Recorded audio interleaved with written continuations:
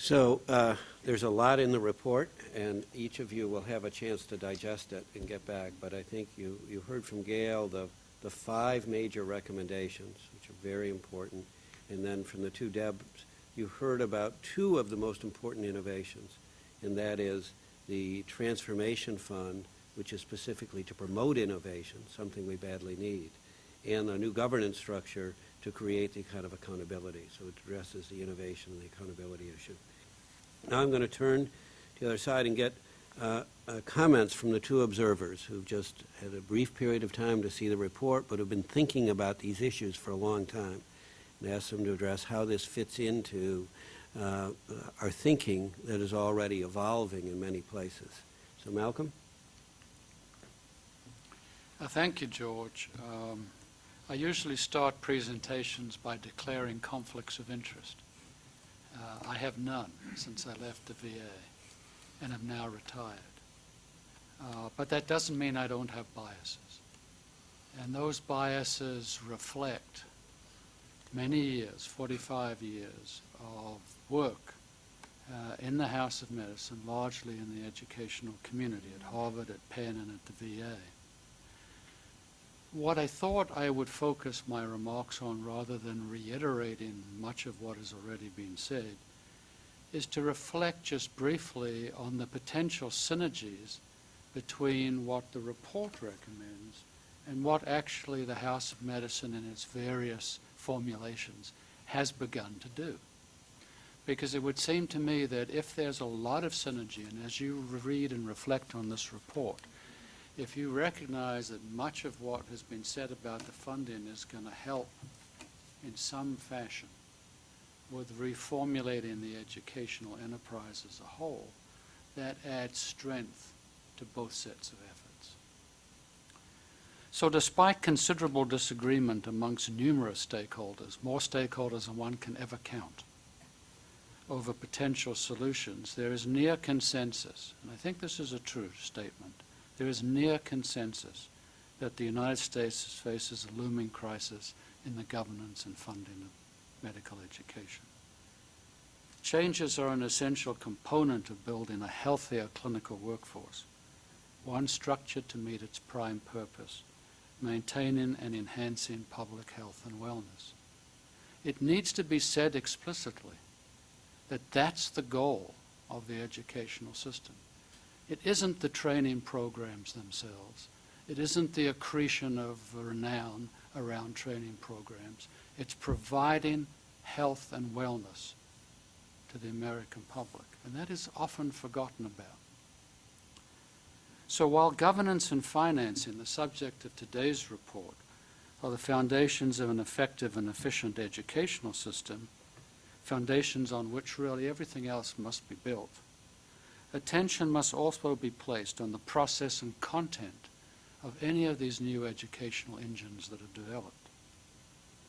What is often neglected is that caring and learning are inextricably linked, and that joint, or at the very least carefully coordinated reform of the healthcare delivery and educational systems is essential.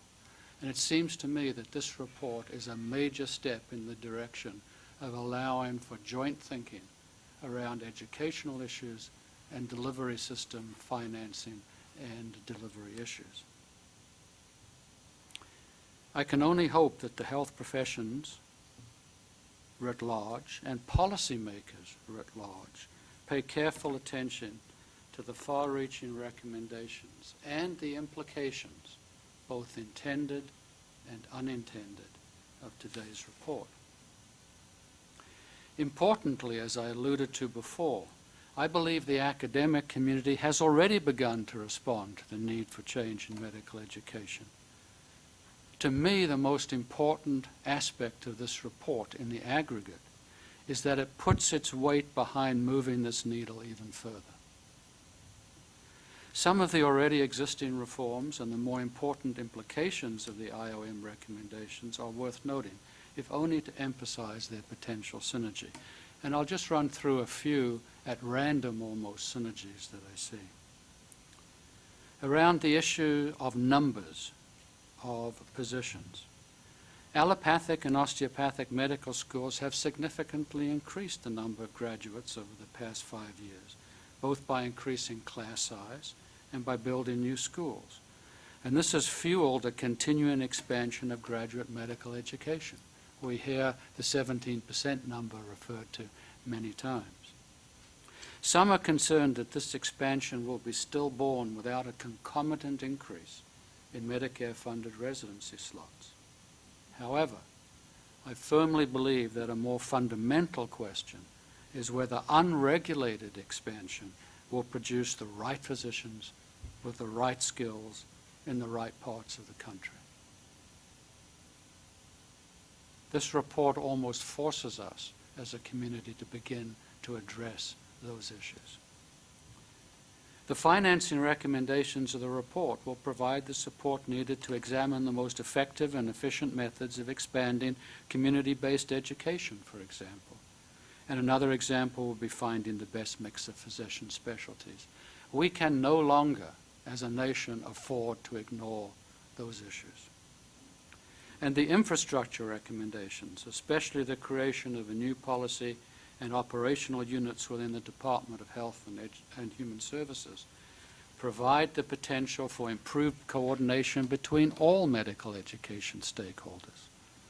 One can only hope that such oversight will not only be directed at the physician workforce, but that consideration will ultimately be given to enhancing and rebalancing the entire clinical workforce. The report recognizes the importance and potential of this broader workforce while restricting its recommendations to GME as its mandate required.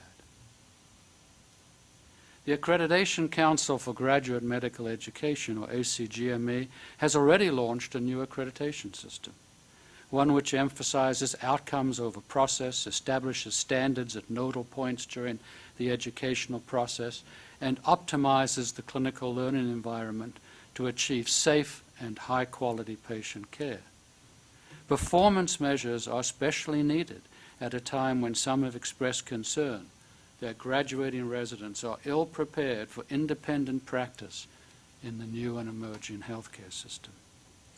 So that the emphasis in the report on investing in a performance-based graduate medical education system echoes this outcomes-oriented approach, which is already in place. It also echoes the need for careful evaluation of the intended and unintended implications of reform efforts. While performance is inevitably reflected in the eye of the beholder, one cannot argue its necessity in a time of fiscal constraint and increased expectations for patient safety. And one cannot argue that much more attention must be given to robust evaluation of the effectiveness of projected and actual changes to the present system of graduate medical education.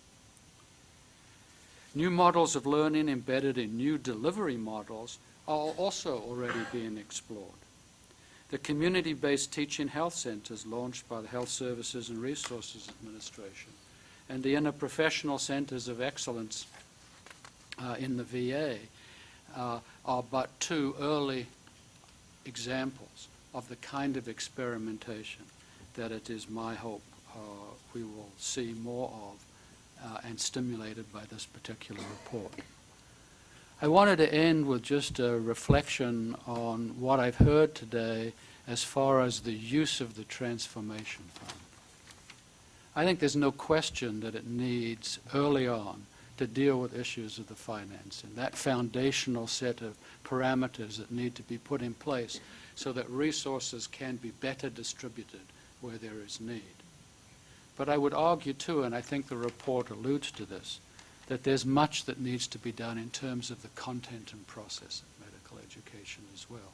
And I think medical education researchers would welcome the opportunity for some secure funding in doing some of the work that they need to do in parallel with the changes in the financing.